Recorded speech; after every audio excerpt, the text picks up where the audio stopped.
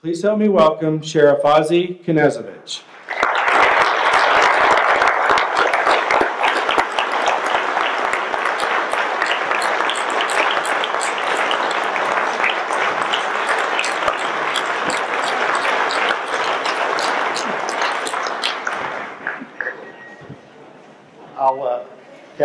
I'll never get used to that.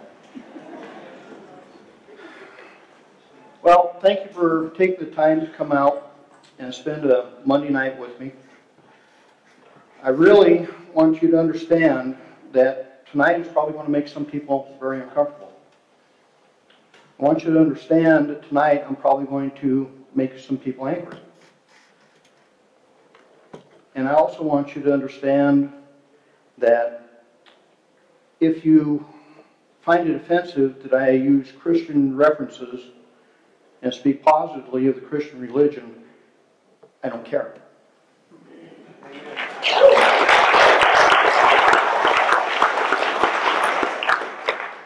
Because the founding document of our great republic is simply the Constitution, and I think the Constitution guarantees me the right to believe how I wish to believe. Now, this presentation on this day has a lot of meaning to me on multiple levels. One, I have three heroes in my life: Martin Luther King, Gandhi, and George Washington. And I'll explain why later. Martin Luther King,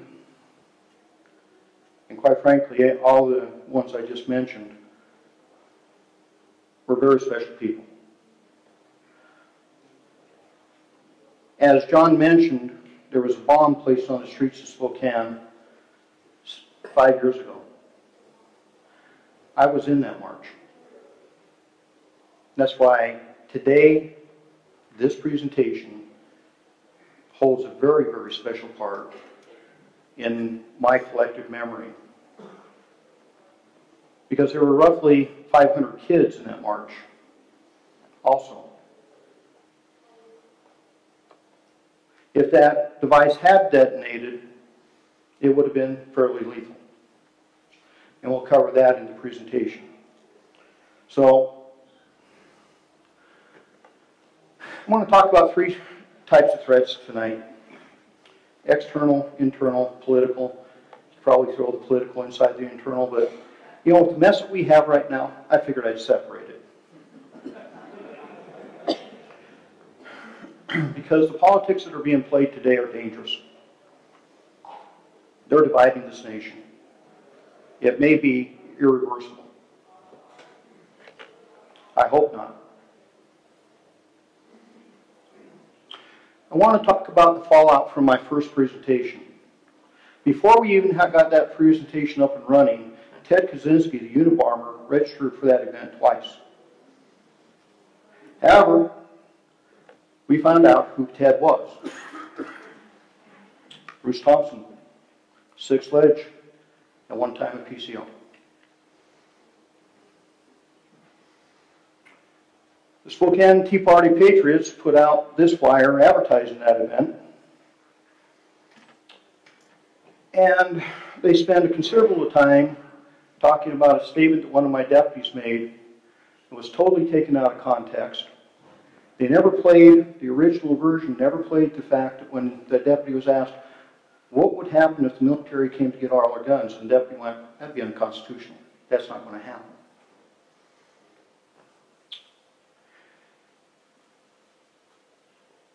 This event led to multiple death threats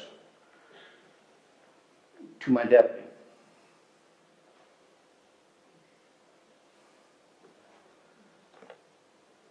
And his family. Then they talked about how we were trying to desensitize children and the general public tries law enforcement. That was what was once climbing on a fire truck and imagining growing up to be a fireman is today morphed into wanting to be a military-style force to take out constitutionalists.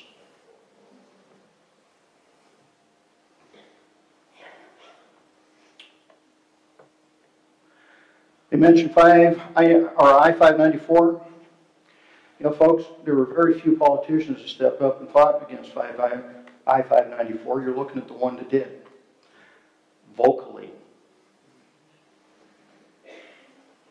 It actually sparked a robocall from the other side of the house saying that I was lying about I-594. What I said about I-594 was this, folks. Bad law. It was bad law then, it's bad law now, it's unenforceable. How many people have been indicted on any charges on I-594 in the state of Washington? You're right. Anthony Bosworth. And I don't think he was illegally arrested. And then they went on to say that you guys need a sheriff that has your back, not one that has targets drawn on you constitutionalists. And this is the great MRAP display at Walmart. You can see it says Spokane County Sheriff showing off his undercover military might. I don't see much undercover about that. At our annual Holiday and Hero event, which is where we take disadvantaged children from across the region shopping for themselves and their families at Christmas.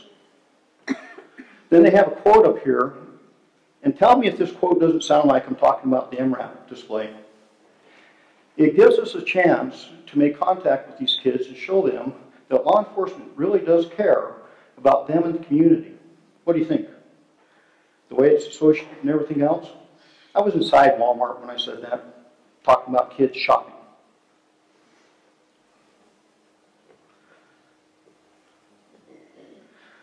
Before I go on, I'm going to say this. That event also spurred one of the saddest moments of my law enforcement career. When my SWAT supervisor came up to me and said, you know, Sheriff, the guys have always been out. They've always gone to these type of events. We've always had this display. The kids love it. The community loves it. But because of this and the flack that they got and the death threats that the deputy received, we don't want to do that no more. We don't want to be involved in community outreach anymore. Do you know how that dangerous that is to each and every one of you? When that link between us and you is broken? That is a link, folks. That is what keeps the fabric of our American society together. We're a nation of laws based on a constitution. It's a two-way street. That's what they accomplished.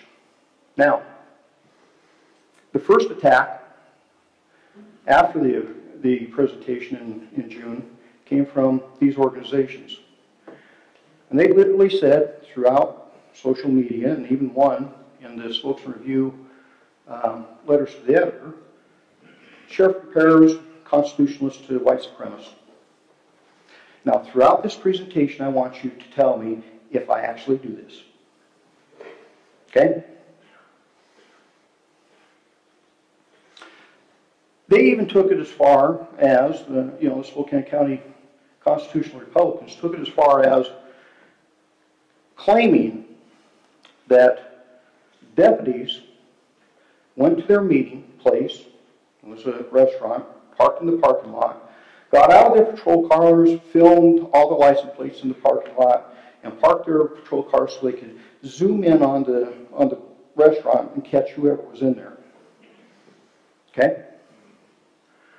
We don't have body cameras and we don't have dash cams. And yeah, they were in the parking lot after they went to a domestic violence situation. And they were talking, and they were not there 45 minutes. As the complaint read, they were there 15 minutes. Folks, this one cost you a lot of money, taxpayer-wise. So what they actually accused the sheriff's office of is violating your civil rights. If I ever pulled that, I'd go to prison. So I did. have a full investigation done. I notified the FBI because that's who would ultimately prosecute this if this actually happened. Correct, Larry? Civil rights. Actually, I think the case actually went to our prosecutors to make sure that we didn't do anything. Sad. Really sad. This is what you call paranoia. The second attack came from InfoWars and Representative Matt Shea when they said that I compare constitutionalists to ISIS.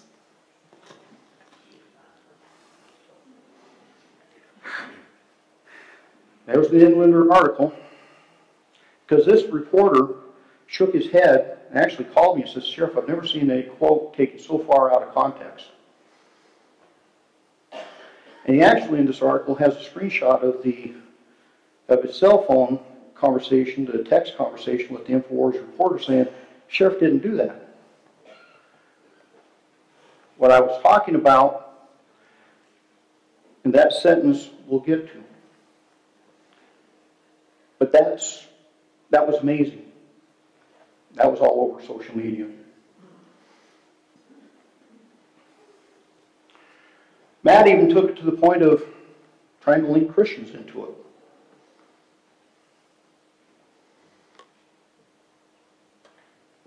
At no time, as you can see at the bottom paragraph, did I ever mention Christians or ISIS in that interview. Now, I want you to remember, throughout this presentation, I want you to think about how many times I say, factually, not true. Because if you want to know what leads to radicalism and paranoia and everything else, after that presentation, you heard in that presentation that these are the things that I really worry about.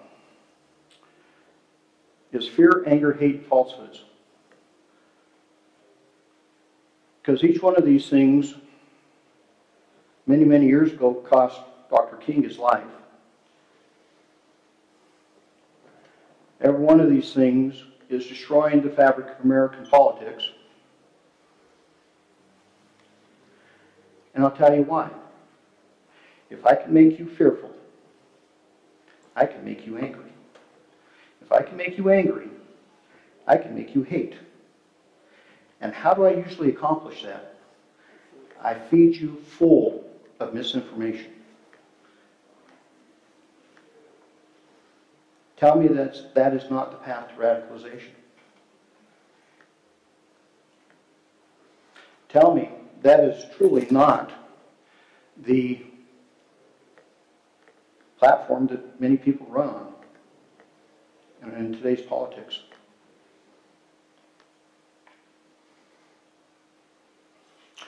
On Facebook, a lot of people post a lot of different things. I really like this one. I'm not going to tell you exactly where it comes from yet, or what it refers to, or whose mantra it actually is. Some of you may know. But here's how you break a country. And tell me if this isn't happening to our great country. We divide people into hostile groups by constantly harping on controversial matters that really don't matter. We destroy people's faith in their natural leaders by holding the latter to contempt. You tell me that. How many have run for office? Does that fit? How many are in office? Does that fit? Always preach true democracy, but seize power as fast and as ruthlessly as possible. We'll talk about that one very shortly.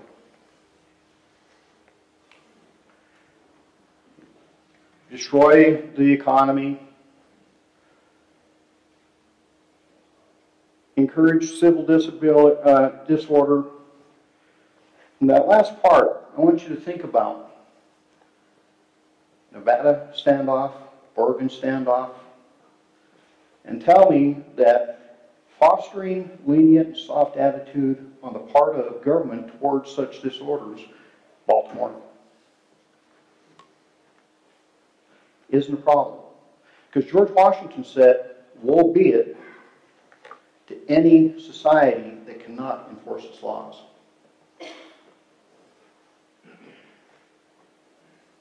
And then we want to talk about the moral values. Things like honesty, sobriety, confidence, faith in a pledge, as in, remember when this meant something? Simple handshake. And ruggedness, self-independence, self-reliance. So, the threats.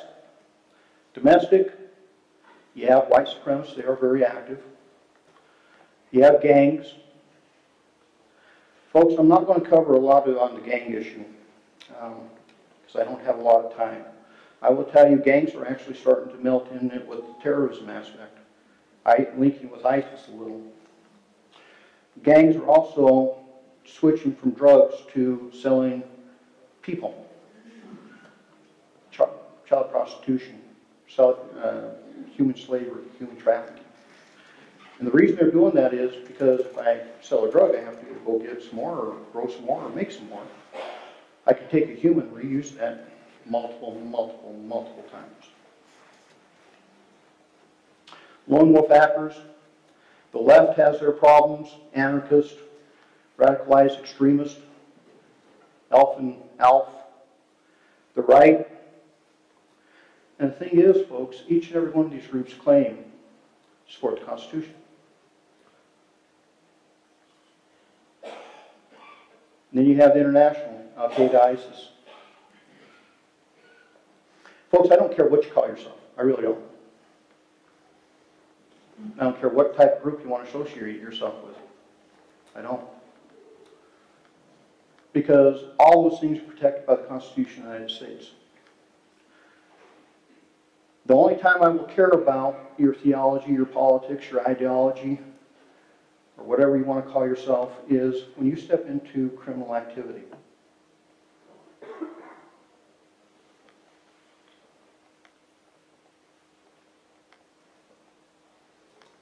The things we face on a normal, everyday basis are low risk to public safety, seldom cause mass casualty events, drugs,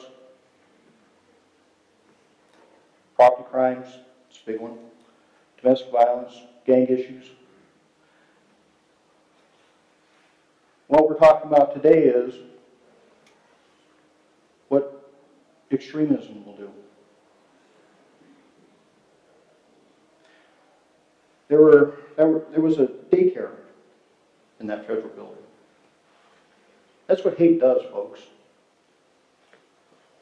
That's what hate does. Same thing on the other side. Both components of hate and radicalism.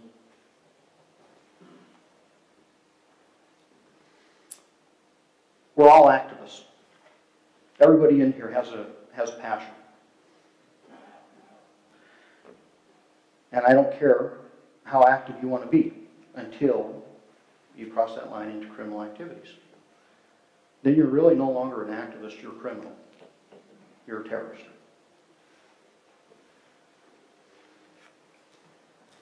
Now, for those of you that want to get your stopwatch out, because last time I did this, the groups that commented negatively towards it literally timed each section. And they accused me of skimping on this section, but they didn't take into consideration that the old PowerPoint had very many videos in it. It doesn't tonight. For a reason. We got to get out of here. They actually timed each section. And that's where they came out with, you compare constitutionalists to white supremacists. All because of the time of the presentation. This young gentleman, this affects Spokane County. This young gentleman was radicalized. We found him because he blew himself up, but he had his eyes on the federal building in Spokane County.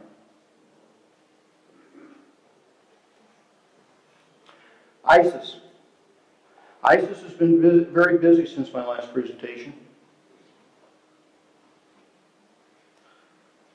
If you see the last one, there are actually too many to count. You don't know the number of things that don't happen, and that's a good thing, because you have great people working to keep you safe. But we're going to talk about some of these issues, some of these examples. Paris, San Bernardino, Philadelphia, Pennsylvania.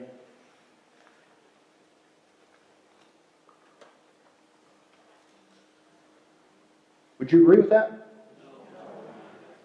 Last year about this time, somebody posted a nice thing about me on Facebook. And of course my detractors immediately jumped on that. And I was told by a 7th Ledge Republican PCO district leader, actually, that this ISIS can't hit us at home. I think I called him an ostrich. But, you know, Julian Hell had his thoughts. The surveillance footage from 60th and Spruce is chilling. How did this cop survive? You see the gunman identified as Edward Archer of Gaydon charging the patrol car and opening fire, eventually getting his hand inside the vehicle. Officer Jesse Hartnett was hit 3 times in the left arm, but managed to get out of the car and wound his assailant in the buttocks as he fled.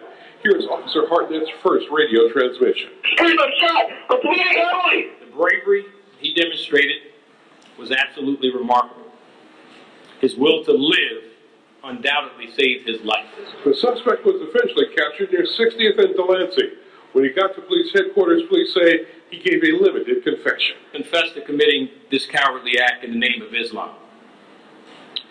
According to him, he believed that the police defend laws that are contrary to the teachings of the Quran.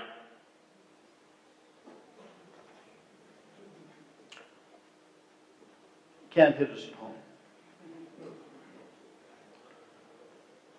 ISIS has put out a hit on all military,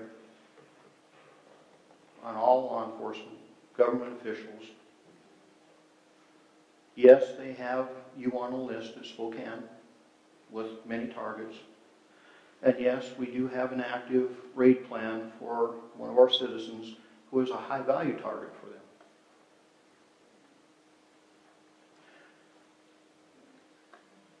That is the things that we're facing, folks. It's not just in Pennsylvania. This happens here in Spokane. We're 90 miles from an international border. The strategic component of Spokane is this.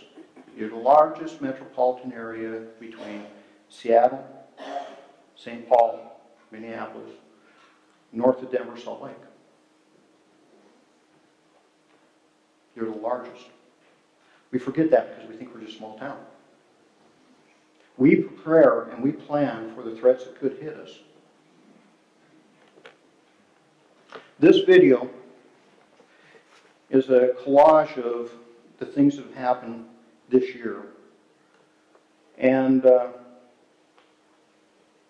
some is fairly disturbing. We're not editing it much tonight. London, England, May 22nd, 2013. Michael Adebolajo, 29, and Michael Adebowale, 22, both British Nigerians, used a vehicle to strike and disable a British uniformed soldier and then attack him with kitchen knives and a meat cleaver, attempting to behead him. This was a daylight attack. Both were converts to radical Islam.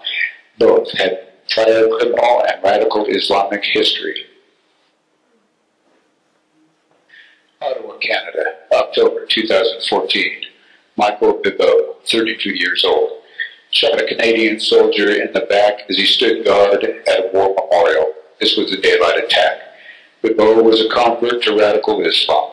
He was a habitual offender with low-level criminal activity and drug usage. He had previous desires to travel overseas, mental health history, and lived in a homeless shelter. Queens, New York, October 2014.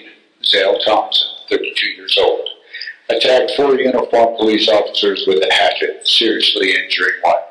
Thompson was a convert to radical Islam, unemployed, reclusive, with depression issues. He had prior U.S. Navy experience. He had multiple misdemeanor domestic violence arrests. He was very active on social media, viewing jihadist materials. He desired foreign travel, stating, "I will attack here if I can't attack there."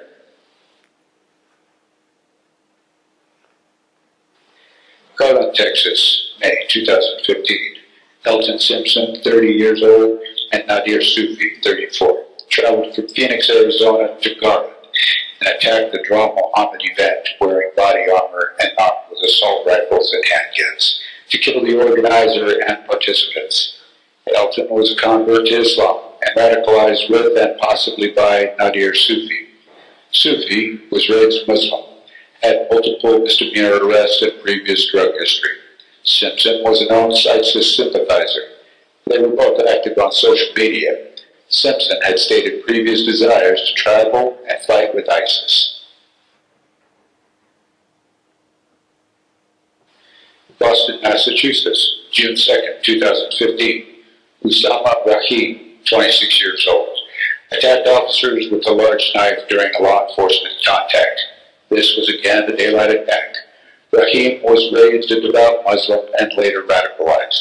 He was the subject of current FBI Joint Terrorism Task Force investigation. He was active on social media and sympathized openly with ISIS. He specifically wanted to kill law enforcement officers, referring to them as the boys in blue.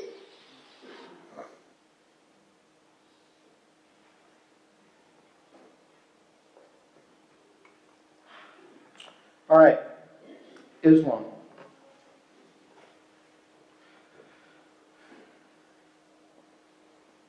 If you remember, or I don't know if you saw the coverage of Philadelphia. During that coverage, the mayor of Philadelphia stepped up and said, you know, this wasn't done in the name of Islam. It was, folks. The thing about all things in reference to these type of issues is called radicalized. Because I want you to remember that there are a lot of people of the Islamic faith that are fighting on your side right now, trying to eliminate those threats. If you remember, during the Arab Spring, the Muslim Brotherhood tried to take over Egypt. Egypt kicked them out and have been fighting them ever since, and fighting ISIS ever since. And they've been doing it without us.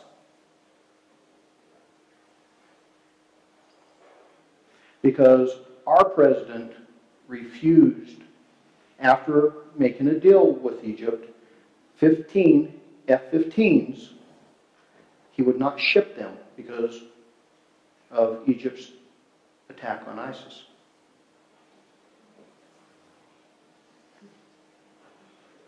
They understand just how dangerous radicalized anything is. They are dying right alongside us in this battle.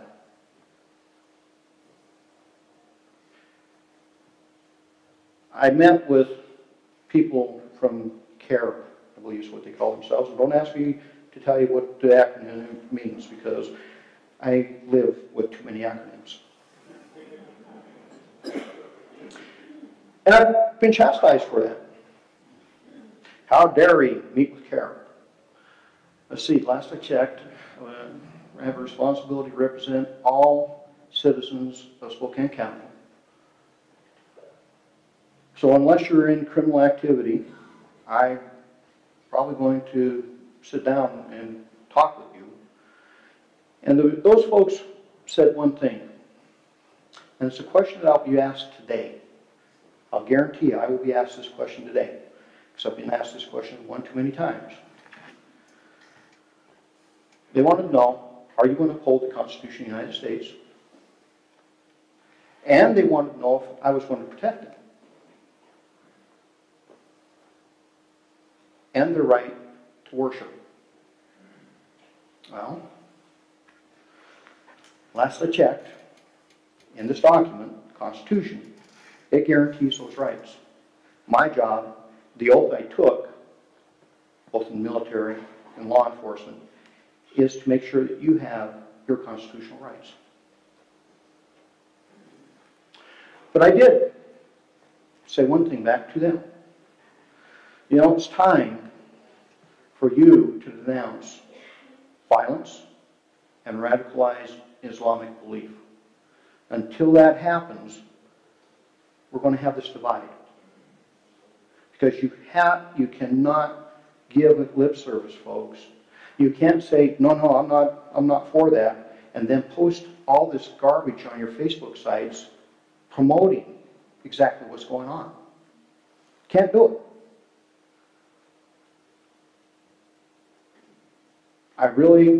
Great group of people, refugees,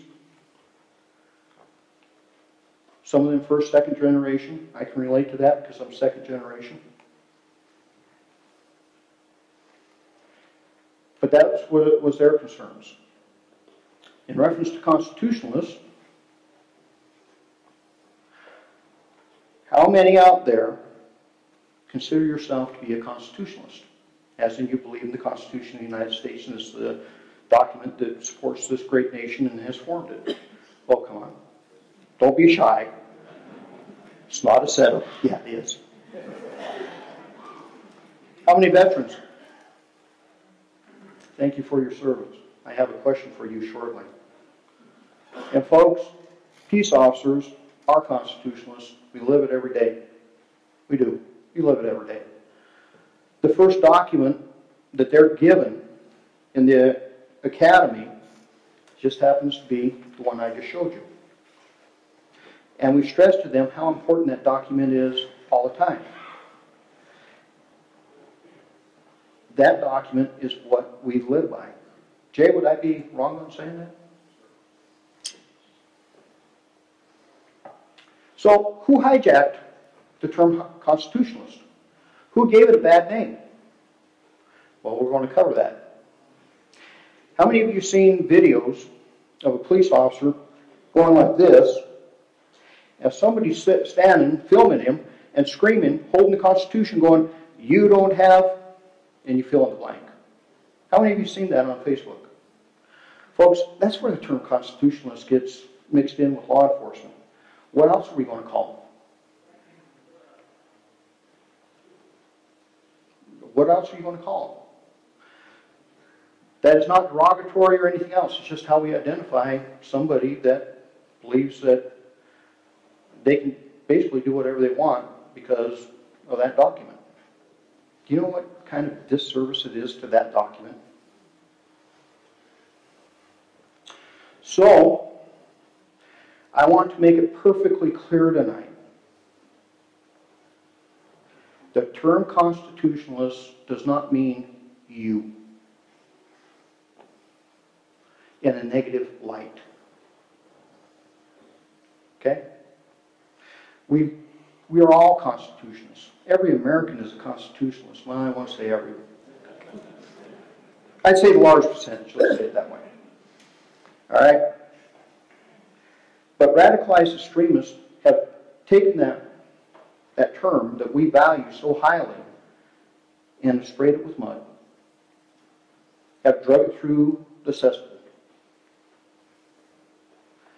And quite frankly, folks, these folks that are doing that are trying to make us look bad when we use the word as a way to break that bond between us,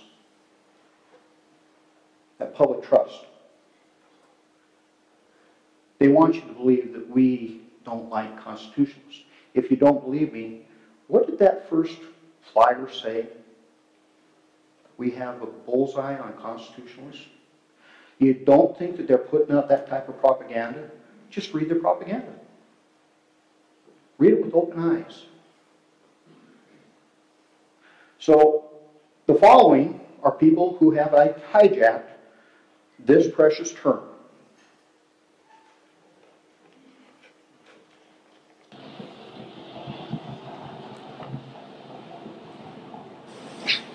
May the 20th, 2010 started out like any other day. two veterans of our West Memphis, Arkansas Police Department, Bill Evans and Brandon Powdert, were patrolling the interstate as part of the department's drug interdiction team, something they love to do. They became involved in what seemed to be a routine traffic stop, though I've always warned my officers there is no such thing. But really, how much more routine can you get than pulling over a father and son in what looked like a church bus? My men didn't realize who or what they were dealing with. Neither officer made it home. And one of them was my son. I'm Bob Powdert, Chief of the West Memphis Police Department. My officers, Bill and my son Brandon, didn't realize that there are people at war with this country that are not international terrorists. They are seemingly ordinary people, just like you and me, but they don't recognize the federal government's authority to impose laws or taxes on them. They're known as sovereign citizens. Their beliefs may sound so out there that they appear comical or crazy, but don't discount or ignore these people, because they are willing to kill and be killed for these beliefs. We as law enforcement officers need to recognize this very real threat so we can protect ourselves. And maybe if Brandon and Bill had been able to recognize the warning signs of sovereign beliefs, they'd be alive today. Exit 275 on 40. These guys just shot a police officer right on the exit. You said that officer's been shot on 270 what? Exit 275 on 40. 275 on 40. Where are you right now? I'm at the exit. They're right in front of me, about 100 feet. Okay, it's a white what? It's a white caravan. A white guy. Please hurry. He went, oh my God. I'm shot. You caught the dead. They're all up in the ditch. They're both dead now. They killed both cops. They shot one. He's still in the ditch. The other one ran behind the car. And they shot him in the head. All right, where's the suspect now? They just left in a white caravan. They went right up the exit. Right behind on an automatic weapon. They're all with automatic weapons. Where are you at now? I'm sitting right over the top. What kind are you in? Whoa, I'm in the FedEx truck. You can't move this. It's here. Yeah. Come forward. He's coming.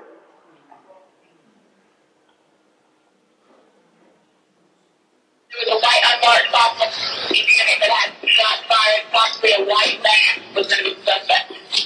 615, he's at one time, and he's direct with me.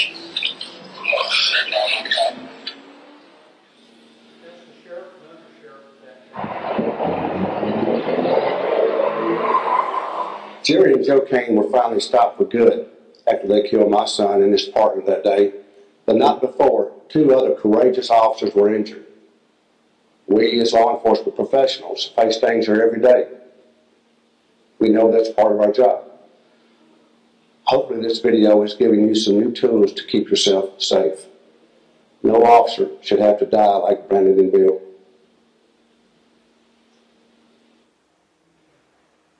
Sovereign citizens, the license plate is sometimes a clue because they have their own license plates. They made their own license plates. They have their own court systems. They actually have these things called constitutional rangers to try to enforce that stuff. The paperwork you saw that officer holding that was distracting his attention because his back was towards the vehicle was documents they hand you and you're going, what is this? Well, that's my driver's license. What? I've been there, folks. What do you mean? I don't have to obey any of your laws. And folks, I will submit to you that we are becoming a nation of I don't have to. I don't have to follow the laws. I don't have to follow the rules. If you don't believe me, just ask a teacher. What are classrooms like?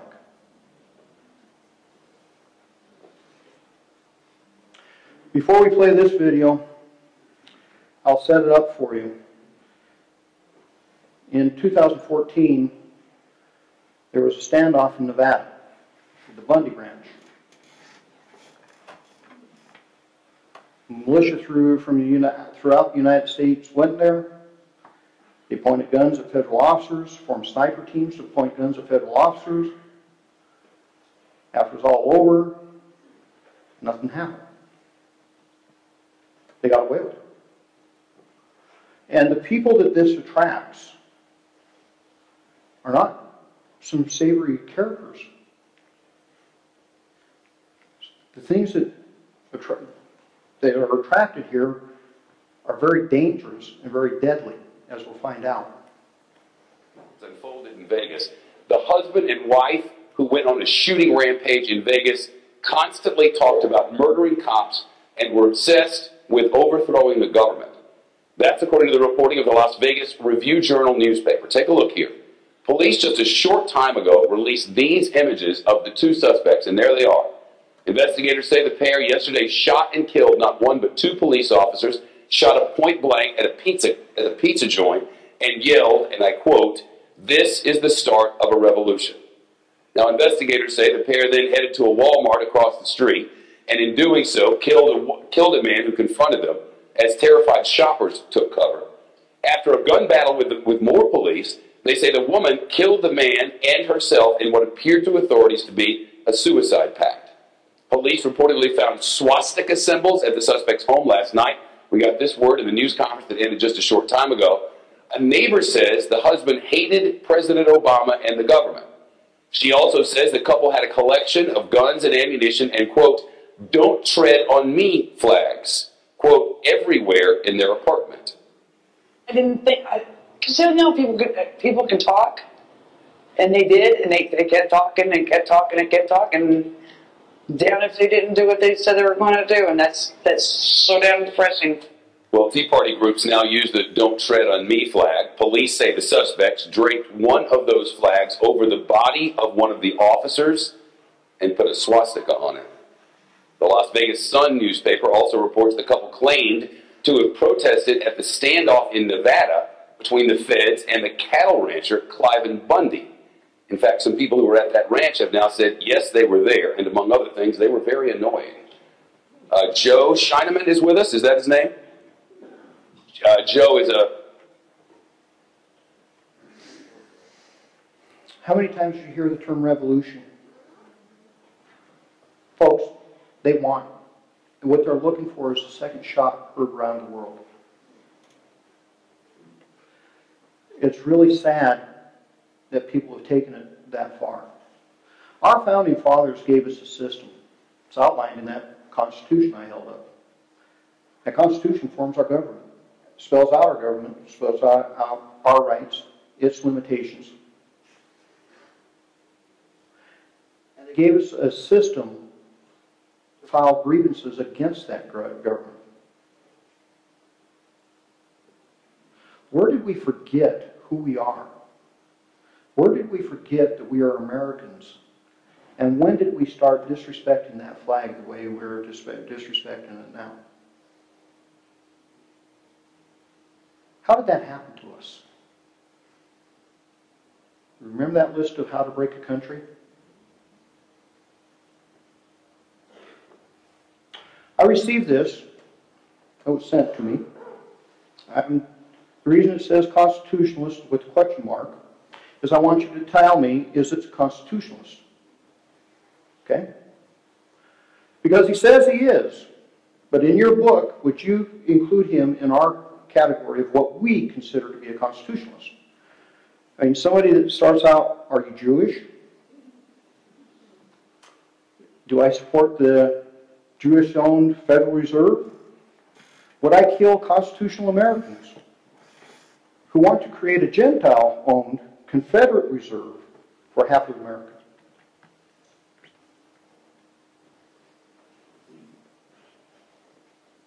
It includes the Louisiana land purchase, which according to them, the government can't own land. Alaska, Oregon. They're fed up with affirmative action dictatorship, war on white drugs,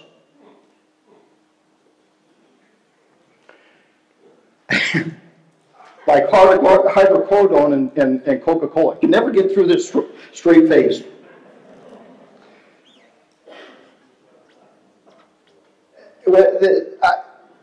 What do you think? Constitutionalist? In their minds they are. In their minds they are. In our state, last year, this former militia trainer said it's time to rise up. Armed rebellion against the government. And he was charged with murder and assault. Back in 2010, he said, the only thing to do now is organize citizens into a militia and abolish this government.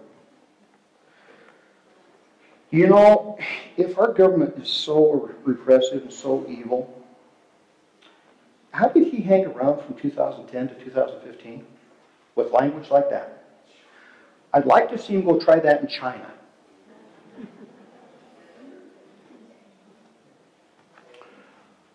Alaska State Militia leader Schaeffer comes to town in 2009. That's Schaeffer. This affected us here locally.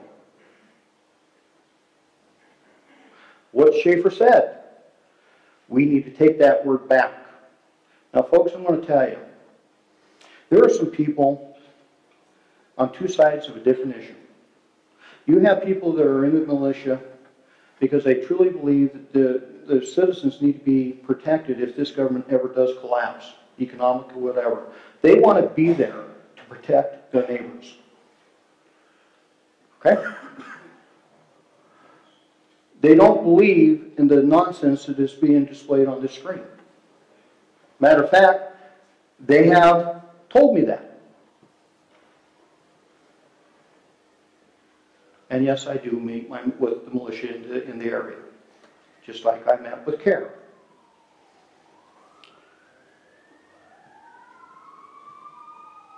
So this is what Schaeffer said. Now, our militia here, when I first met them, it kind of came at me in waves, because I think they wanted to see if I was going to say the same thing to each group. So I arranged it so I had to meet with them one every half hour. And at the end, I met with the commander. Nice guy. I have a lot of respect for him.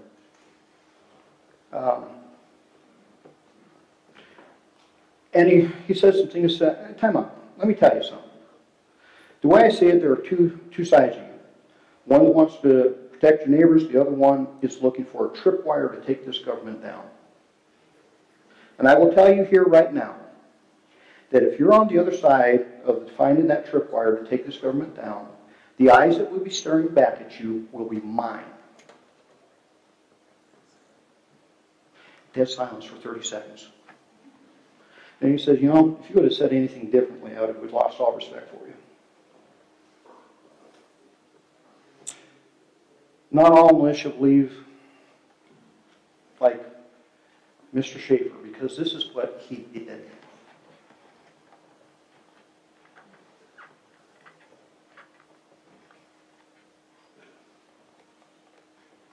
He developed a 2-for-1 plan. 2 judges or 2 police officers for one of them. He said they need to kill a whole buttload of us and then offer us peace. And he said that there are 2 state employees, court employees, that need to dangle together like wind chimes. What did Schaeffer say? He needs to take that term militia back from the people that vandalized it or villainized it. And then he went and destroyed that organization. One of my more troubling ones, this is a local one. This individual was arrested. No, he was not arrested because he is a constitutionalist, as he claimed after being arrested on Facebook, social media.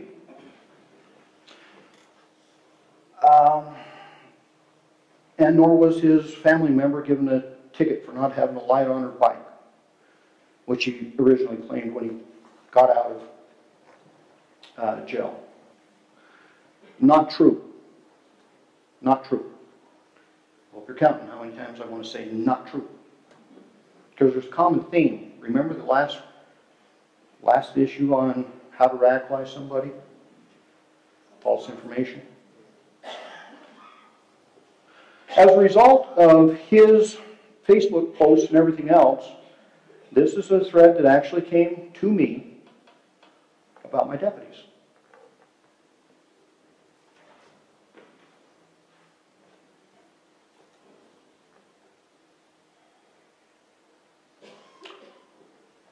Folks, I could have done this whole presentation right here. This encapsulates every aspect of what we will talk about tonight. I don't care how you feel about land use. Land use isn't the issue here. They want you to believe that, but it's not. It says nothing to do about the Hammonds going to jail either. As a matter of fact, the Hammonds said what? You leave us out of this. Okay? I'll tell you, when I first heard about that case, I was like, wait a minute. How do you go to prison, get out, and have to go back? Double jeopardy. What's up with this? Then I do what I do, I guess, too much, because my wife will tell you that I lose too many Saturday mornings researching stuff like this, because this right here is all about a plea deal. This was an actual plea deal. The Hammonds agreed to this. They agreed because they were facing 2 consecutive 5 years. And the government says, we won't do that to you. We'll just have you do 1 5-year sentence. We'll run them concurrently. The federal judge at sentencing said, I still think it's too much. Gave them lesser punishment. Federal government filed an appeal. And again, at that point, I'm still going, okay, why did we file an appeal? I mean, okay, they set a fire and it got out of control, right? That's what we've been told, right? They were just burning weeds.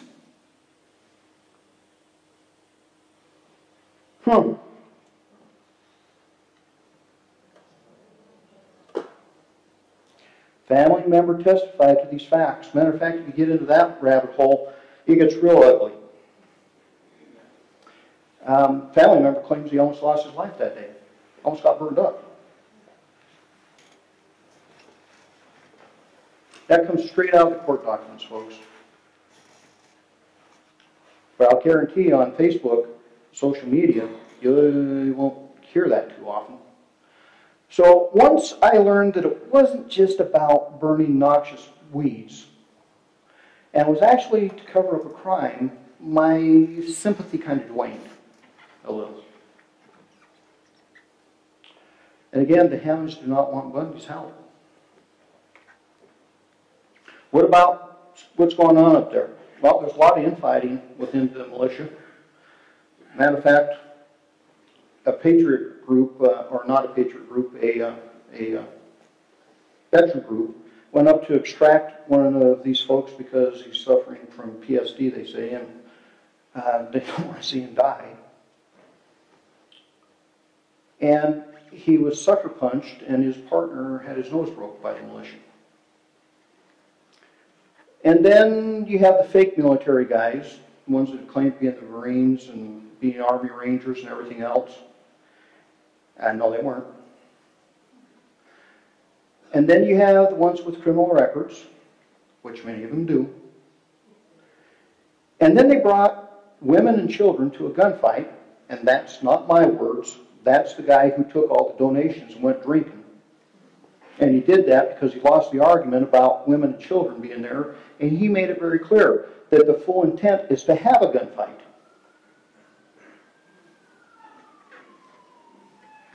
That's why he went drinking. He didn't think that women and children should be there. Some of the falsehoods. Now, folks, I have talked to Sheriff Dave Ward. I'd hate to be him right now because he is a brand new sheriff. He will stand his first election this year. We'll talk about trial by fire.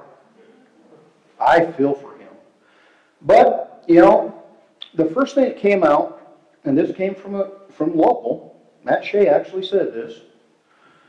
He put out that The FBI was trying to put a gag on all the locals and trying to prevent a peaceful resolution when, you know, not true. I have talked with my components across the spectrum, and we're all going, can we get out of this without any bloodshed? They're not doing any of that. Then, the propaganda machine said, the sheriff actually worked for the BLM and testified against the Hammonds, all to discredit him in the eyes of the Patriot and Militia movement. Not true. And then it said the FBI is posing as militia members and harassing locals. Not true. The feds weren't in Burns at Christmas time when this harassment was starting way back then, folks.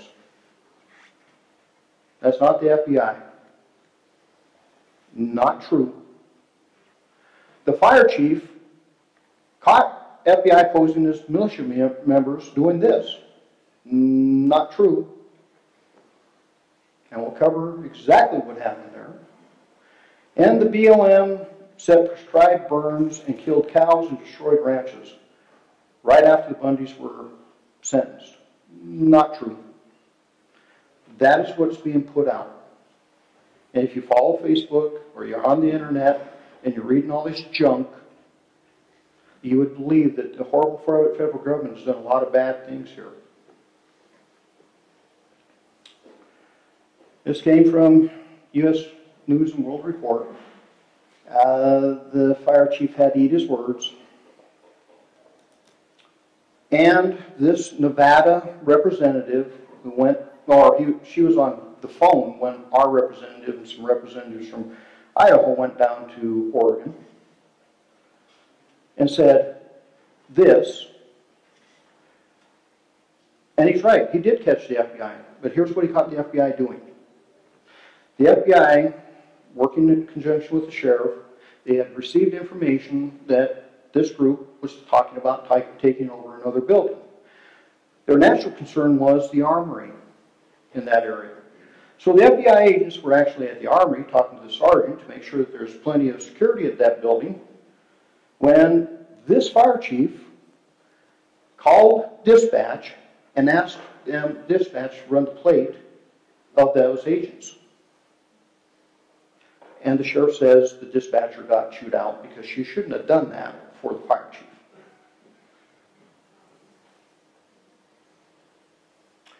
They weren't posing, they were doing their jobs, trying to protect that community. Even the mainstream media isn't getting this right, folks. And shame on you. I know there's some of you here. Shame on you. What happened to journalism? Investigative reporting. Yeah.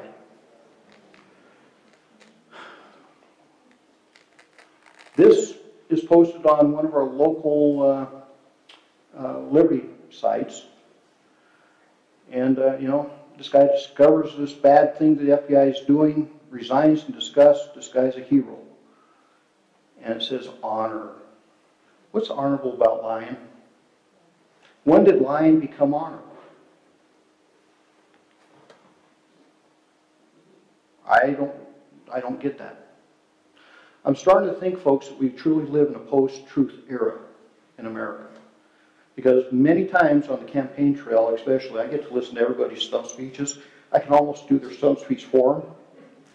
Okay? And I literally heard this at one event. I don't care about the guy's character. He votes the way I want him to. What happened to us? Character used to matter. You know, everybody makes a mistake. You step up, own it, you're done. When you lie about it, you end up with people calling for investigations and seeing if you lied just to win an election. Here's another. This guy is Gavin Sine. He's amazing. Gavin Sine considers himself a patriot, militia, whatever. But here's what he's putting out, and this is in support of Ammon Bundy. And Ammon Bundy flat lies in this video, because Adam Bundy is right about here in this clip, talking about this issue. And look right here. Feds burning cows alive, torching homes, imprisoning ranchers. This has gone viral. And you're buying into it. Prescribed burns. It says that's usually not done in the summer. It's usually done in the fall. But the BLM did that to burn up all the cows' foods. Right there, Gavin, same thing. Says BLM, land management, destroying property, terrorizing American families, and torturing cows. Helping get this out for Ammon. That Hammon's got 5 years for doing what the BLM just did. Prescribed burns. Here's the truth. That actual video was actually taken in 2012 during the French Glen fire, which was a massive fire in that area. Almost did burn, almost got to French Glen. And the BLM did set backburn fires. Not prescribed, they've set the fires to backburn.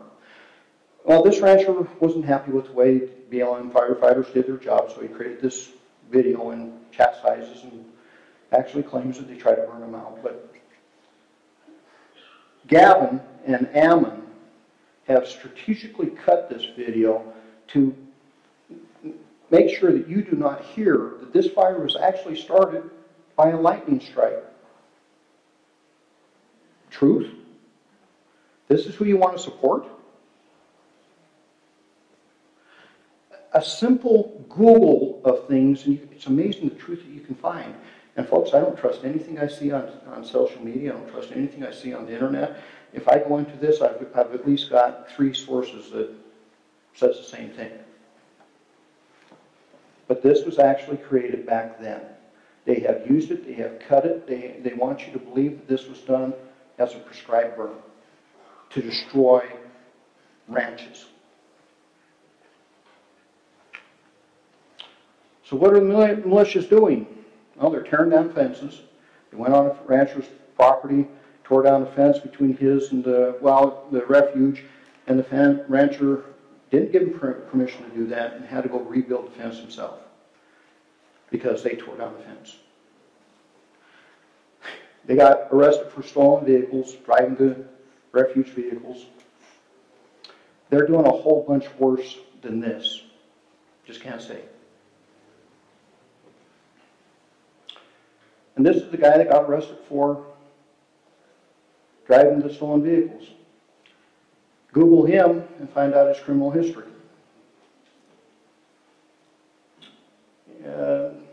Some sources mention pipe bombs. How much is this thing costing? Not just them down there, but actually us, because this is federal property. Well, as of the 12th, it was about $1.2 million. And it's $133,000 a day. Harney County, Committee for Safety. Ammon Bundy came into town and formed this committee out of locals. This guy, at a community meeting, said, hey, look, we're forming this group. The audience was angry and said, I don't know what that is. And Smith said, we'll get to that. And Smith is the vice chair of the local Republican Party.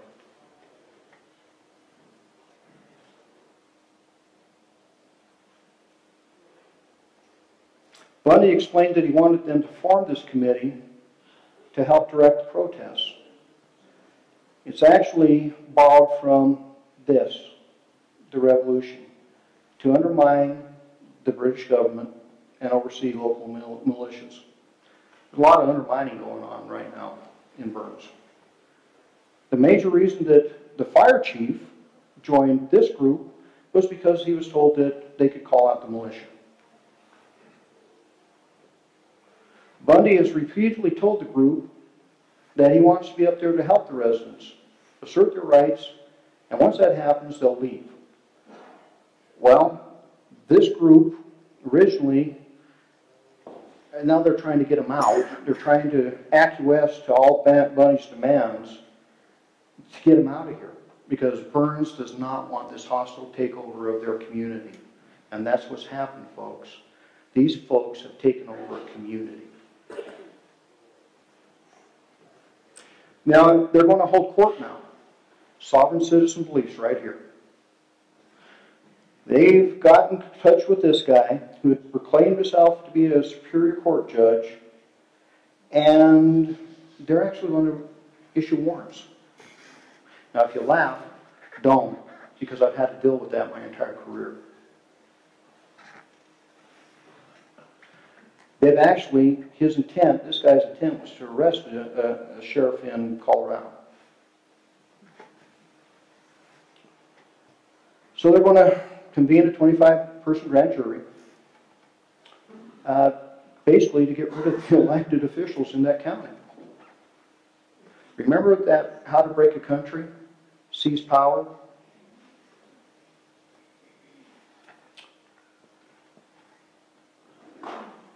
What does the sheriff say?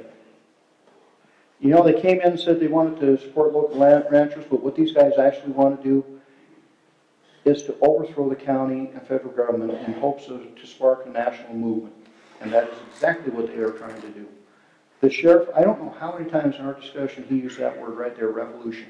What did they use in that Fox News video clip when they shot those police officers? That term right there.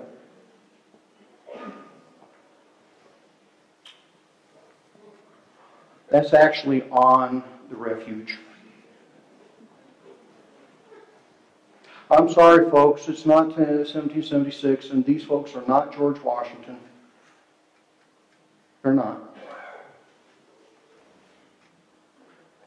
Because I can tell you how George Washington handled one of these things back in his day. It was called the Whiskey Rebellion. He called it the militia and went and dealt with it. Could this happen here? Very well could. Almost could have very well this summer. Remember that protest they had down here at the federal courthouse when Anthony Bosworth got arrested?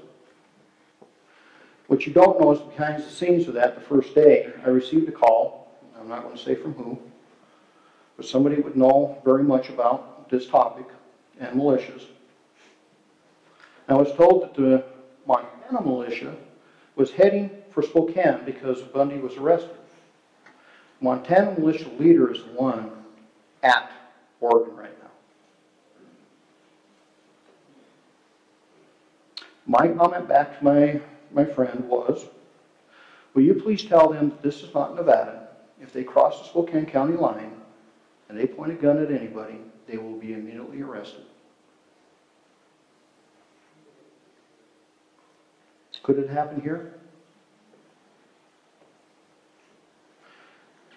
The sheriff actually told me this, folks. He said, you know, if nothing happens to these folks after this is done, there will be no small community in the United States that is safe from this type of activity.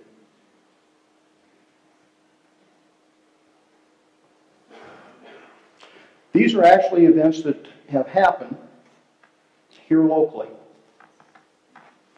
We have the order. They wanted a white nation. They robbed banks and blew things up. This is their leader. He was killed in a firefight with the FBI, and they actually have a day honoring his death. The people that follow him. The one thing that's great about our community is every time people like this stand up, we stand up against it. We forget how good a community Spokane is. We do not tolerate that in our community. The Kehoe brothers, again, white supremacy, anti-government, bombed City Hall, the Spokane Review. They wanted a white homeland. Many of these groups want that. We know our friend Richard Butler. This is one of his disciples. All kinds of trouble, went down to Oklahoma City and bombed a synagogue. One of Butler's followers went down and shot up a synagogue in California. The Phineas priesthood. How many of you remember this bank robbing crew out in the valley? They robbed the U.S. Bank and blew up a bunch of stuff. Spokane Review, Planned Parenthood, they used IEDs. This is how they were armed. We were not armed that way. We didn't even have long rifles. We didn't have armored vehicles. The plan was if we were able to get their location, we were going to jump in a dump truck and try to deal with them. The problem is the dump truck's not bulletproof, and that their rounds would have gone into the dump truck and kind of ricocheted. And this brave young gentleman was going to drive over here. Larry loves bombs, and he's out. These guys, again, anti-government, and they were here. They purchased land to develop a compound. They had sniper positions and machine gun positions. More white supremacists, the Valhalla-bound skinheads. This guy, who associated with them, planned a final solution for Spokane. His final solution was to take out 3 city blocks, downtown Spokane. Folks, you never heard about any of these things because you have great people that work for you and keep you safe. But you heard about this one. Mr. Harpin, MLK, deadliest device on the streets of the United States is what I've been told, because it was directional, chemical, biological, and anti-personnel. Chemical was rat poison. Biological for Vietnam vets is what they dipped punji sticks in. Nasty stuff.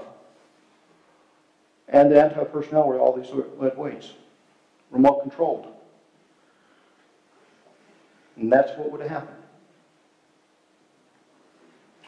More white supremacists. They wanted a Timothy McVeigh style event. A lone wolf operator. He went after federal judges and the president with ricin. This guy was very dangerous. I consider him one of my biggest regrets, because when he got arrested the first time, we had billboards all over this community trying to find him. Once we found him, we arrested him and he went to prison. And he was supposed to be released from Airway Heights, but somebody in the west side of the state decided, you know, we know he's an escape risk, but we're going to give him a bus ticket and put him on a bus and have him drive himself to Spokane to check in at Airway Heights. Now, he had escaped before. I couldn't get my federal partners to get as excited as I was about this, and sadly, he killed a young lady while he was out, and he's back in prison. He wanted to take out Pig Out. We have a long-standing history, folks. We both import and export it. The myth of police militarization. It's a myth. That has been the standing doctrine for police officers for about 40 years. Community-oriented policing. That means working with you, the community. Any Scope volunteers in the area? All these people that raise their hands are people that volunteer for you, and we would not be as effective if we did not have them. They do a ton of stuff for us. If you're interested, let me know. Ferguson. Ferguson spawned a lot of negative stuff, folks, and was based on a lie. Ferguson, that police officer, was attacked by an individual that just committed a strong arm robbery. And it led to all kinds of things. And those people that were down there to protest came in buses and cars from Chicago, Detroit, Brooklyn, and everywhere else. They wouldn't give their names, but said they were there to fight, and had some guns, and said this is no time for no peace. We're jobless men. This is our job now, getting justice. If that means violence, that's okay with me.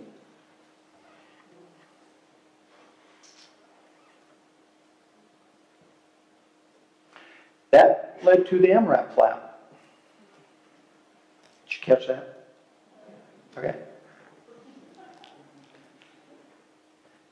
All this is a big rig that we drive to in order to stay safe and keep out of harm's way. And it's worked very well for us. Folks, if you don't want me to have it, just give me the $700,000 it takes to buy the civilian model. Newsweek gave Ferguson all kinds of problems because this Bearcat MRAP, there's no such thing. There is a Bearcat and there is an MRAP. But they swear up and down that the town had this. They didn't. They had that. That's a Bearcat. Civilianized. Why do we have armored vehicles? Because our patrol cars don't do well in a riot. We have armored vehicles to deal with all those other issues that you saw upstream in this video. All those people that play with bombs, IEDs, guns, and are intent on inflicting damage. They always jump on this. There's no landmines on the streets of America. The problem is about 8 of those case studies I just went through all talk about bombs, IEDs. Do you think we need something to deal with that? This was written by a former elected official in Spokane County, saying that the deputies say that we're coming after constitutionalists and gun owners. Not true.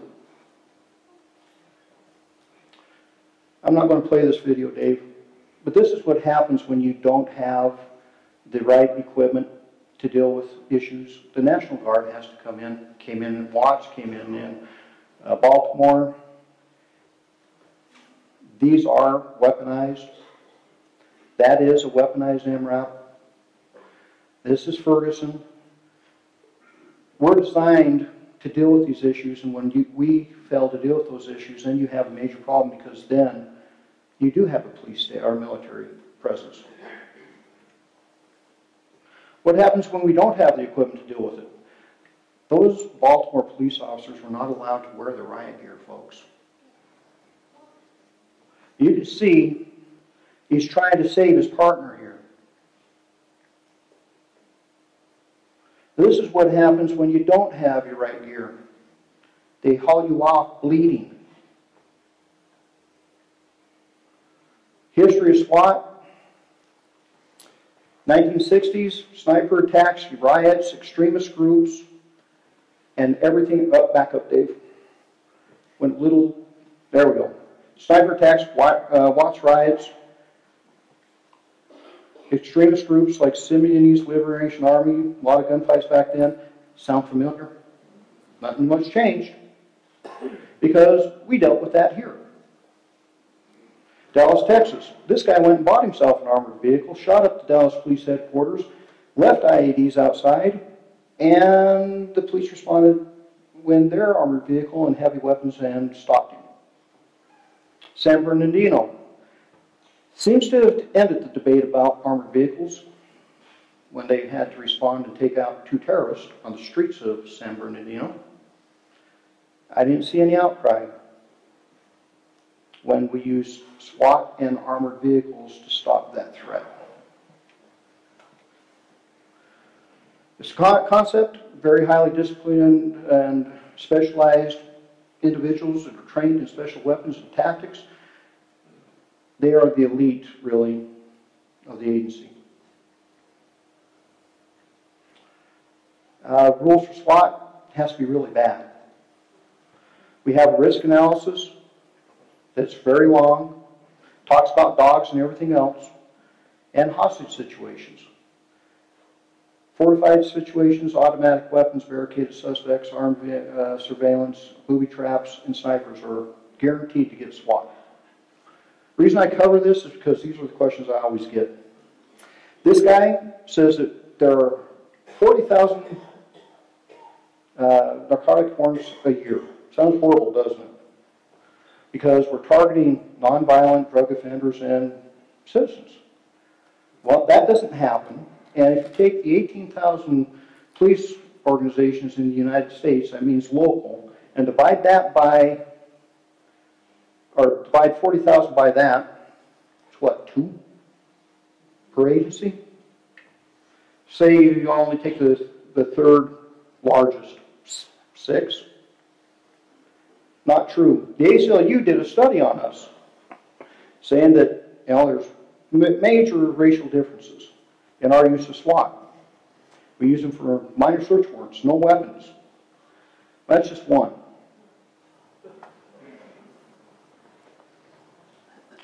They said that we affect 588 African Americans in Spokane County a year with SWAT. I would almost have a stroke. I couldn't believe this. So I had the staff do the numbers, because the ACLU said we gave them that number. Well, that number's based on 100,000, but here's the truth. We had, between these 2 years combined, we had 40 call-outs, 64 suspects, 58 were white, 58 white, 4 African American. Truth? I don't know how you make 4 into 550. I couldn't do their math. They actually sent me their math, and I went, no.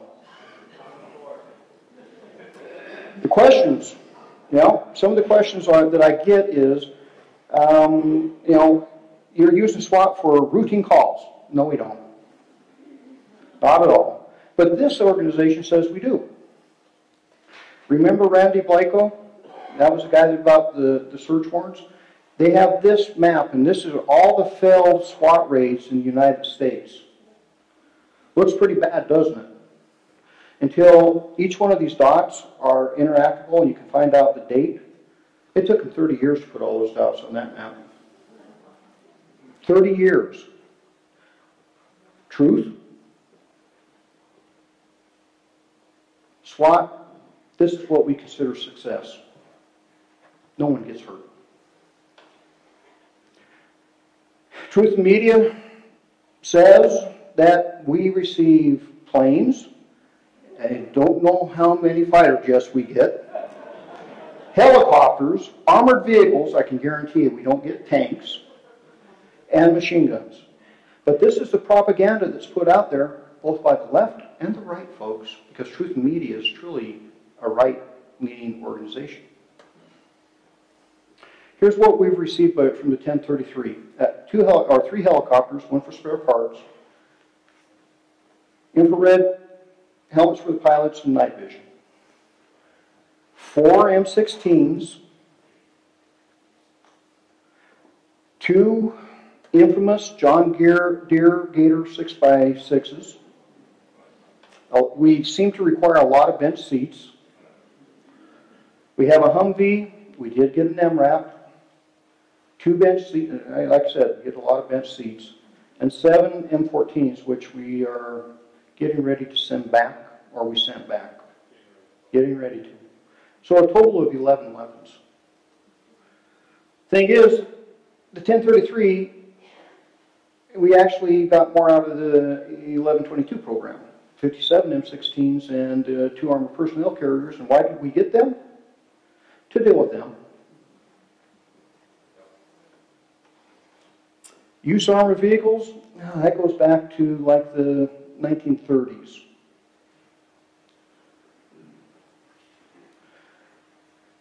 We got 2 for free. We bought 1 Bearcat, and we got the MRAP for free. Again, if you want me to send that back, I just need $700,000. If the standard is truly for militarization of the police using military weapons, how long has this been going on? Civil War. Lever action rifles came out of the Civil War. All lawmen back then and citizens owned them if you could afford them. That was the AR-15 of the day, folks. We've always had assault weapons. The Cold Peacemaker started out military. I wonder how many people had told Wider to turn his peacemakers back. Thompson submachine gun, World War II, or I. the bar, the 45. Now here's the big question. Why are there groups that do not want us to have the equipment it's going to take to keep you safe? I think the answer is totally and fully clear. They don't want us to, because they want to be able to take over your communities. Very simple. How do Americans really feel about us? Well, we're right here. The third most respected industry that Gallup polls. The third. The military and small business are above us, and organized religion is below us. You still respect us, contrary to what the media is putting out. And here's how much you respect us. When you take a look at the negative, and I always look at the negative side of a poll rather than, yeah, you look good, there are only 12% of the United States that have very little or none respect for law enforcement, contrary to what the media has told you since Ferguson. I would like to get us to number one. Questions. This is question and answer time. And I know I blew through that because it's getting late. But here are the questions I received, folks. What about FEMA death camps? They don't exist. What about the military coming to get your guns? Won't happen. The day that they say that this is going to happen, I'll file an injunction and we'll go at it. The military takeover that was going to happen this last summer by the name of Operation Jade Helm, where the United States Special Ops was going to take over the United States in conjunction with Walmart. And I don't know why Walmart closed 5 stores in the United States, but that was all part of this conspiracy. And a 100-mile Constitution and free zone around the United States border. Somebody forgot to tell me about that. Yet the federal government instructs the sheriff's office to go door to door and collect firearms under presidential order. Will we do it? No. No.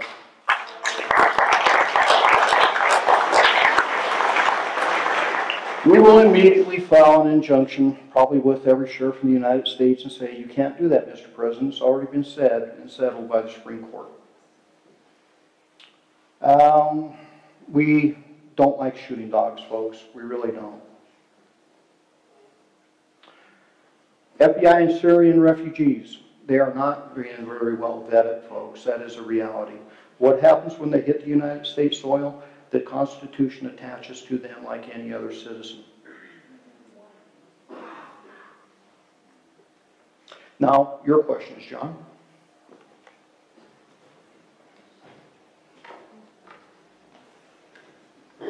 Now, folks, I want to tell you, I really don't like doing these type of presentations because I think they're boring.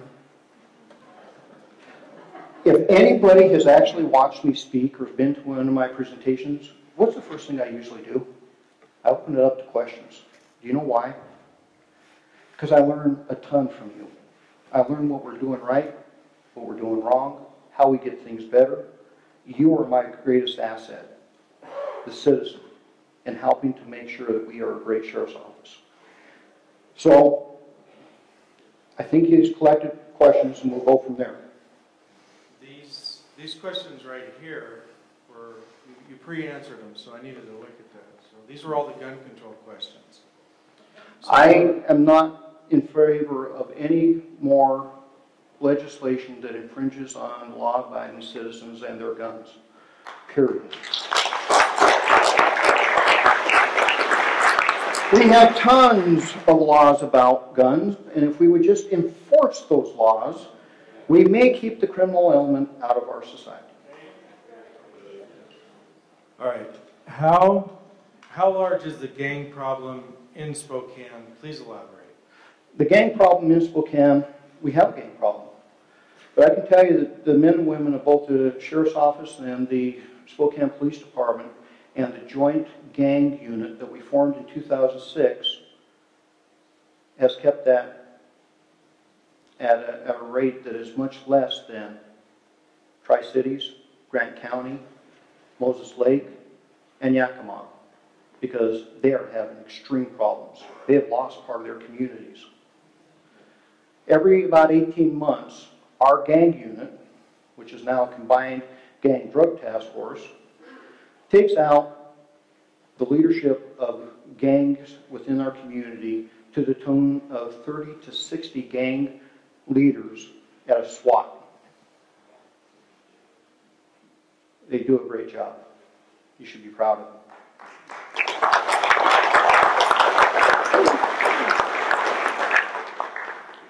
What measures are law enforcement taking to actively address potential Islamic terrorism and Islamic illegal activity in the greater Spokane area? I can't go into all that. What I can tell you is we have people that are dedicated to researching, to investigating, to finding those issues out. The reason we have the equipment we have is to deal with those issues. The reason these young gentlemen that you see in uniform wear this pin is to make sure that you have a community that is prepared and has trained police officers to deal with those threats. That is what we're doing. We have an intelligence unit that, quite frankly, our state fusion center tells me that is the best in the state. And that young gentleman that's done all the clicking up here, Dave Ellis, Captain Dave Ellis, is only making that better. We are linked and we are training Tri-Cities on how to stand up their intelligence units. We lead the state, and quite frankly, in some cases, small agencies in a lot of different areas, and this is one of them, folks. We do our best to make sure that we have the pulse on those who would hurt you.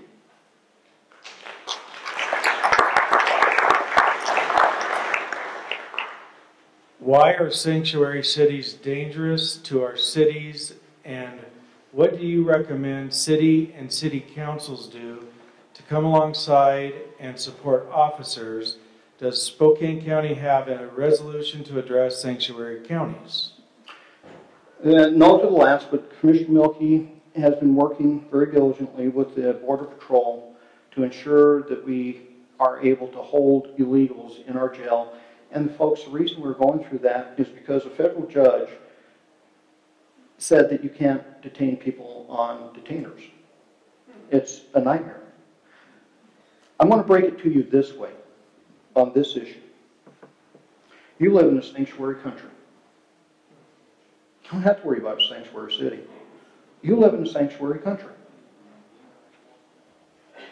And I don't say that lightly because in November at the Sheriff's and Chiefs Conference, ICE came in and gave us a lecture, and halfway through that lecture we just stopped them. Why are you filling us with all this nonsense when we call, you don't come? When we're holding these people, you won't come and get them. It really irritated me when he put the PowerPoint up that says, unless you are a convicted felon, and then he put the asterisk saying, maybe not, you're not getting deported. The administration is not enforcing those laws. You live in a sanctuary state. About 5 years ago, a state Supreme Court judge came and chastised the sheriffs and chiefs at our conference. Or at a meeting, I should say, for arresting illegal aliens as they got out of court. It was an amazing discussion because around the table after she left, I heard the sheriffs and chiefs debating about what are we going to do. And I went like this and they went, oh no. I said, did I miss something? What's the first word in that sentence? Illegal, right? So until Congress does something to fix that, or change that, or whatever you want to say, I think we should do our jobs. It's illegal to be in this country illegally.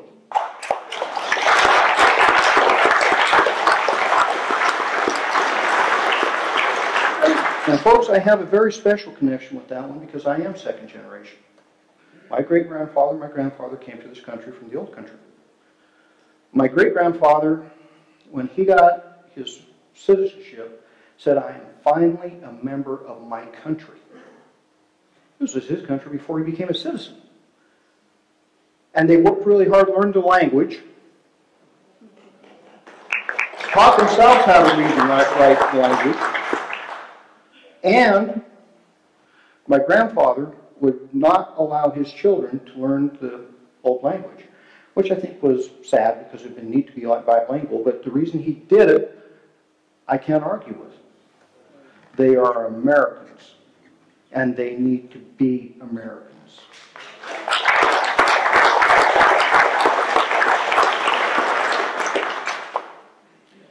Are there any multi-agency EMS, fire, police, mass casualty, comprehensive planning on the drawing board? Yes. Okay. Ad nauseum.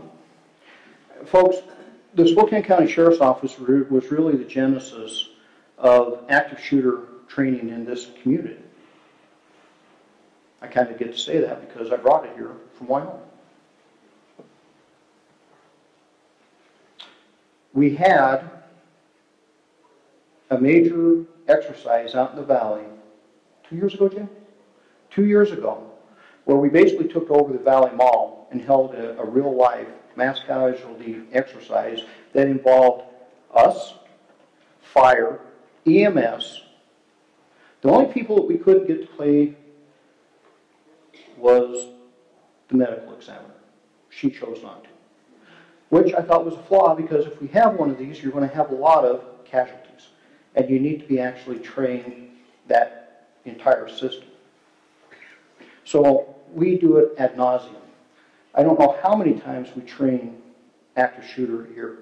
Matter of fact, I'm getting ready to put another one on with a local group, happen to be here.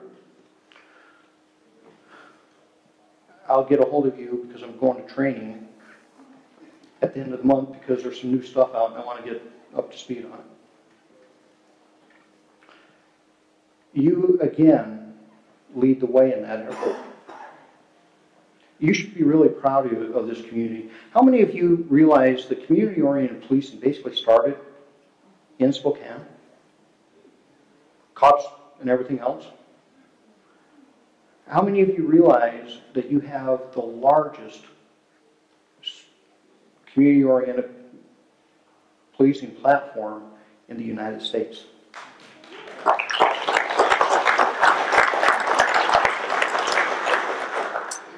Be proud of what your community has done, folks. You're a good community. We forget that. That's one of the frustrations for me, is how much our community always gets driven down. We need to end that. It goes back to all that hate, fear, anger. Okay. What can we do about the UN coming to train in Texas, Colorado, and other cities? They are supposed to be doing trainings this summer. Somebody forgot to tell me that one.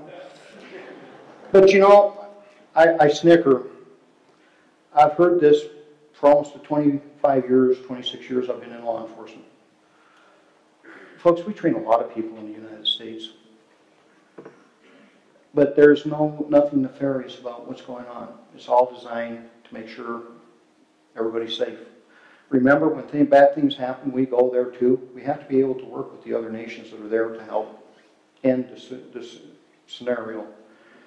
I know nothing about it, but I can tell you there's nothing nefarious about it. What good reason is there for Spokane Mayor and City Council President to oppose your offer to head up both city and county police departments? Well, I'll just say what my barber said. Okay, I do have a barber. We were talking about this issue, and folks, that question I am asked every single speaking engagement I go to. I've been asked that question for the 10 years I've been sheriff. And my barber says it's because, you know, Sheriff, they couldn't control you. I went, maybe you're right. Maybe he's right. I don't know what the issue is. All I can tell you is I am asked that across this community. I have offered. I will submit to you that the Spokane County Sheriff's Office is one of the largest, or one of the leading and most respected law enforcement agencies in the state of Washington. We lead the way on training in many categories. How many of you realize that we bring in 300 to 3,500 law enforcement professionals from across the world to train right here? Do you know how much money that's saved you? Rightfully, $5 million, because we get free training. We host it, our deputies train for free.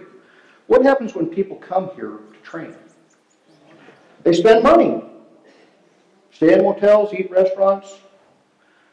That's gained you about $4 million.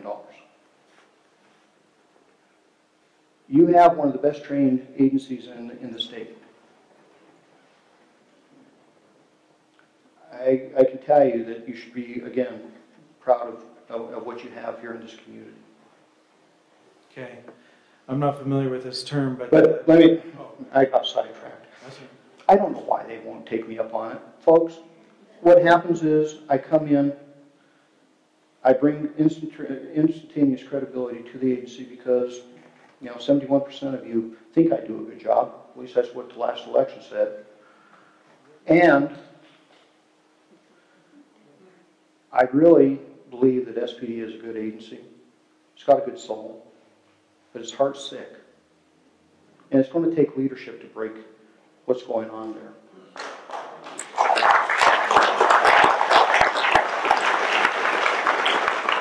And that comes in just simple 3 steps.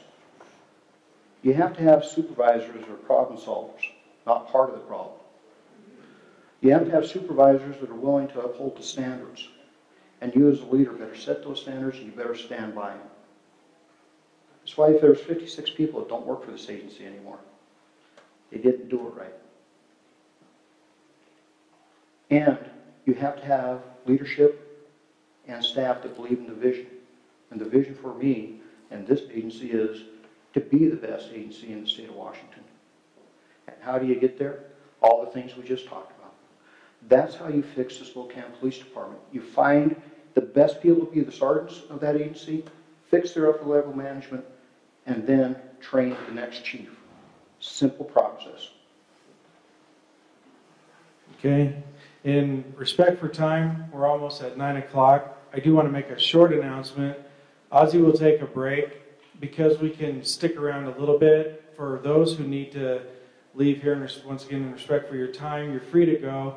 And after the break, you can come back and, Ozzie, are you willing to go down there and answer some more questions? I'll answer as many questions until 10 o'clock they kick us out. Okay. So last question. Last question for me. And my closing. How prevalent is the crime in towns out west on Highway 2, small towns? Sorry. How prevalent is crimes in the small communities? We formed a property crimes task force a few years ago. Chief Bennett, when he has full staffing, will give me his extras, and he works with our detectives to solve crime out on the West Plains, which we call teamwork. And I can tell you that because he's done that, we are holding crime in the West Plains at a good level. So it's not overly prevalent. Now I can't answer for Cheney, and I can't answer for Airway Heights because they have their own law enforcement, but I can tell you Medical Lake did very well last year. All right. Okay. Closing. Closing. Yes. You're cheating. I need to have one question. Okay. We talked about in 2009 you lost about 40 deputies. Yes. You haven't regained those, as I understand it. Nope. We have patrol cars that need I know where you're going. I'll answer the question. What Chuck, if you didn't hear, said in 2008, my agency started bleeding because of the economy. We lost 34 deputies. We have not regained that, folks. It's almost been a decade. We're at levels of policing in this area, in the sheriff's office, in a incorporated area, we had more in the 1990s out on the street. I'm buying used cars for the deputies, which kind of sticks right here, even though I do try to be frugal. And the reason it sticks here is because that's their office. And what's the message we're sending when we're buying used cars for their office? Don't like it. Even though it saves us a ton of money. The problem is, Chuck, there is no priority of government. Our prosecutor suffers the same dilemma. Priorities of government should be like this: keep you safe, keep your infrastructure going well, and the rest of it is fluff. So public safety should be number one, but we're not. We are not number one, and that needs to change. And in closing, folks, when I first thought about doing this, I put this presentation on to a group of African American pastors. And I was asked a question that kind of stuck with me. Okay, Ozzie, what do you want to get out of this? What's the goal? I went, When I looked at him and said, you know, here's the goal. Our country needs to heal. Our country needs to become proud of that flag again. Our country needs to become proud of its government again. This hate, fear, anger, and falsehoods need to end. Because it's killing people, folks. How many police officers did you see die tonight because of it? It's killing people. It's killing our nation. This race issue, this organ mess has now become a race issue because somebody says if it was African American, we'd already dealt with it. Problem is, that's not true. What you're dealing with out there is people that really want to have a gunfight. You got to treat this differently. There's nothing to do about race out there. But sadly, because of the way that issue's been treated over the last year and a half, I'm afraid we have stepped back decades on that issue. And that is sad.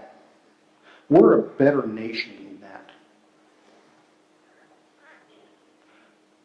It used to be, you know, now we call ourselves patriots, or we call ourselves Tea Party, or we call ourselves progressives, or we call ourselves whatever it is. At one time, it was good enough to be an American. That was good enough. And until we get back to the idea that we're all Americans, and we live in this country, and we enjoy some of the greatest freedoms in the world, we're going to have the mess that we have, with anger, hate, fear, and falsehoods. Folks, the message of this is you have great people, brave people that protect you and keep you safe every day. You know, in a war zone, a soldier gets to rotate out, back to the back lines, back to stateside. These gentlemen, they don't get to rotate out ever. They're stuck on the front lines every day. The things that they see, I wish on none of you. The things I have here, I wish on none of you.